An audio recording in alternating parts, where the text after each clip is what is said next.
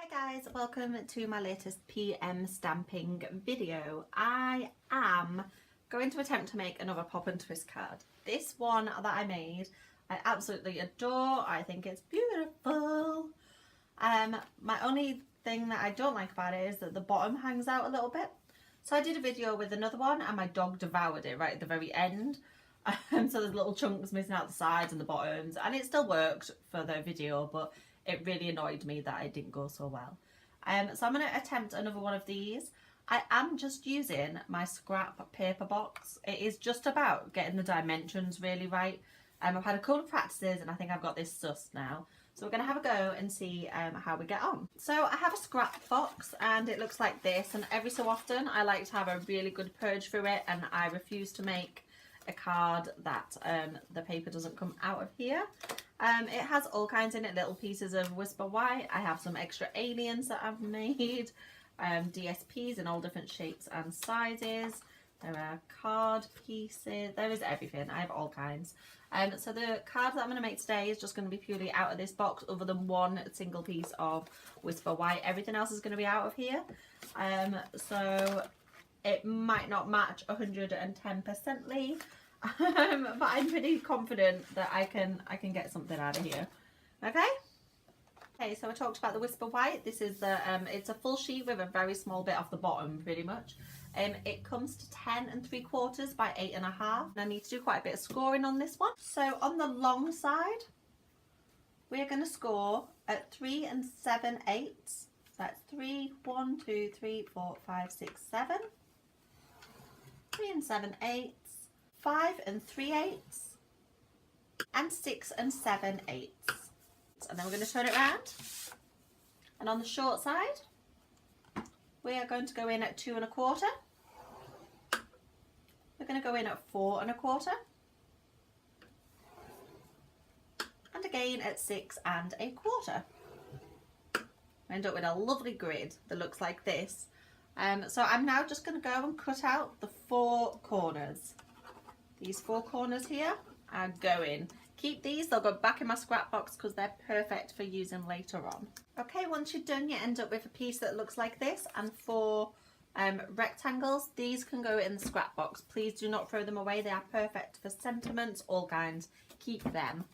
But now we're going to concentrate on this. So the first thing that I do is just go around and score all of my creases with my bone folder, make them nice and crisp. One of the most important things about this whole card is that all of these are extremely well creased, and as you go along and do further creases as we go later, just keep going over them. It's really important that they are nice and crisp.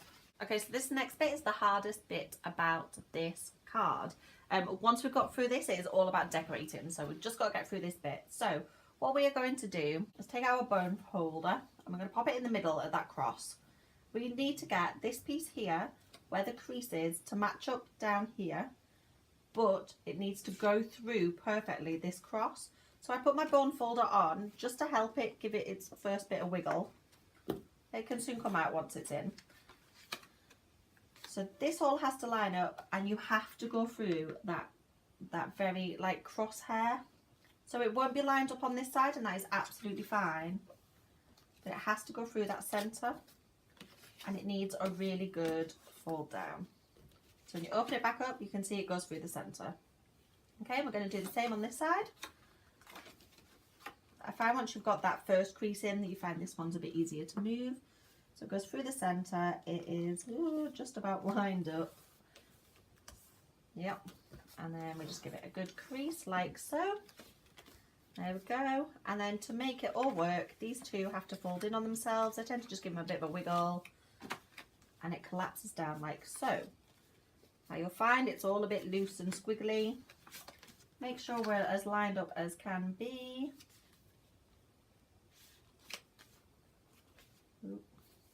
Lined up, and do give it a good crease down again. And you'll find that we do this in several places today. Just keep creasing them, make sure they're nice and sharp. Okay, and then that there is the mechanism that makes everything work. It's 11 by 4 1/4, and we're going to score it at 5 3/4. Or if you don't want to be quite that technical, it really doesn't matter. All you need to do is fold it in half give it a good crease down. Now when I do this, I like to flip it back on itself and do it again and use it that way. I just find that it keeps the creases nice. Okay, and there is that bit done. That's your card base. Now I found a scrap piece that fits, so like I said, it might not all coordinate perfectly, but it fits size wise. This is what I call the arm piece.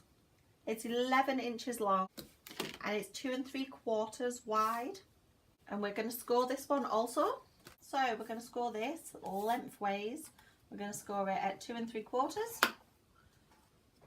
We're going to score it at 5 1/2, and we're going to score it at 8 1/4. So I have plenty pieces of white, Whisper White scrap. So I've made 4 panel pieces, and they are all 2 1/2 by 2 1/2. Okay, and I'm going to quickly stamp on these. The stamp set I'm using today is going to be the Lift Me Up stamp set. Okay, I've got them all blocked up, and I've picked a few colours that I'm going to use. So I've got Dapper Denim, Sweet Sugar Plum, Peekaboo Peach, Cucumber Crush, and I've also got my basic black. I've chosen a sentiment for inside the card that'll say, "Sending smiles across the miles." Okay, I'm going to start off by using my basic black. I'm going to start off by stamping one of these with my sentiment. I'm going to stamp one of them with the large balloon in black. Make sure it's all blacked up. And he's going to go right in the centre, like so. And came up nice and dark till he's all covered. Again, I'm just going to pop him in the centre. And then for this one, I'm going to use both of the balloons, but a little bit off-centered. So I'll stamp him up well again. Give him a good knock. Make sure he's all linked up well. And we're going to pop him slightly over on that side. And I'm going to use this one, and he's going to go up here, slightly off to one side again, like so. Now I'm going to move on to my clouds. So I want one cloud of each colour on each piece. So we're going to start off with Dapper Denim. I always have a practice one with these just to make sure. Okay, so I want one Dapper Denim on each one of these. I'm going to give it a clean. Once it's clean, we're going to move on to the Sweet Sugar Plum, and we're going to do exactly the same again. We'll give it a dab, make sure it works.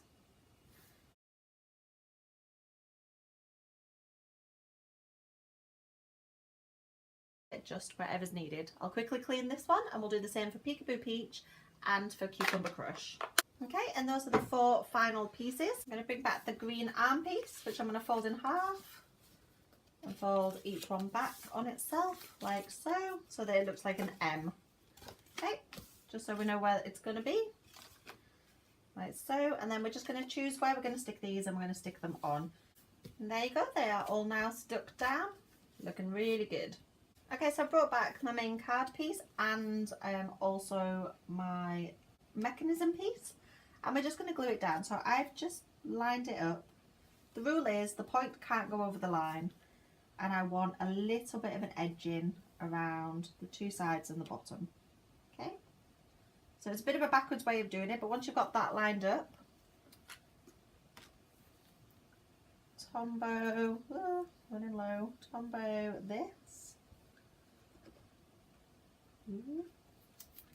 Okay, and we're going to close the card. Give it a nice press down. The Tombow will only take a couple of seconds to work. I'm going to flip the card over, open it up, Tombow this piece,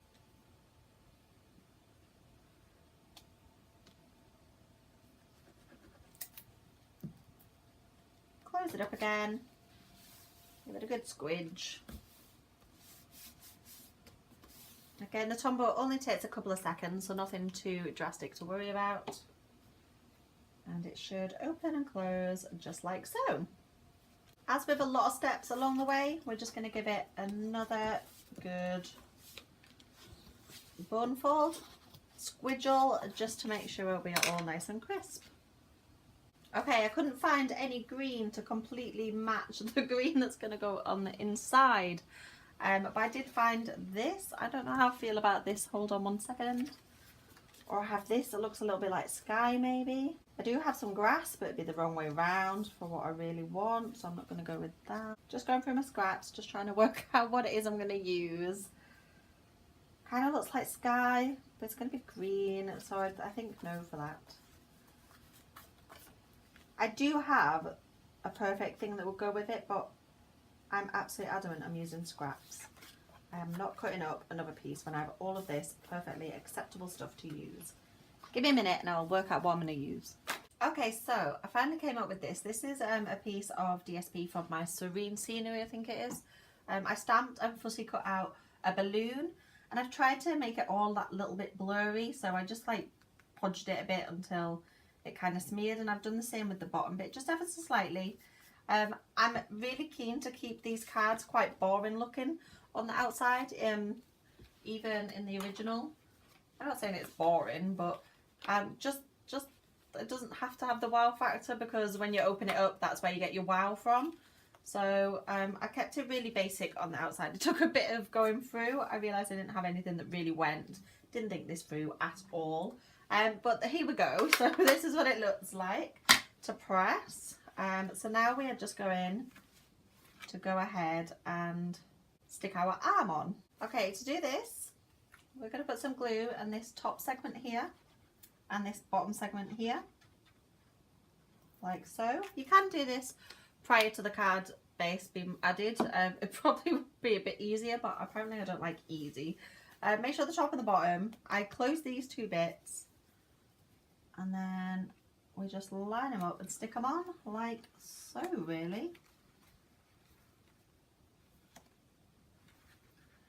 Okay, and then just give them a bit of a line up.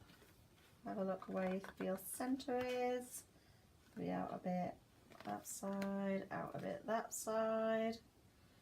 So you're quite happy with where it sits. The tombow will only take a couple of seconds.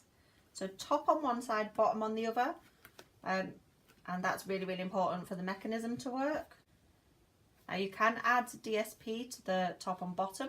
I did that in my previous video and that's perfectly fine. But for this one, I think I might actually leave it blank, just because I can't find any DSP that particularly goes. And so you could write your sentiments just straight onto here.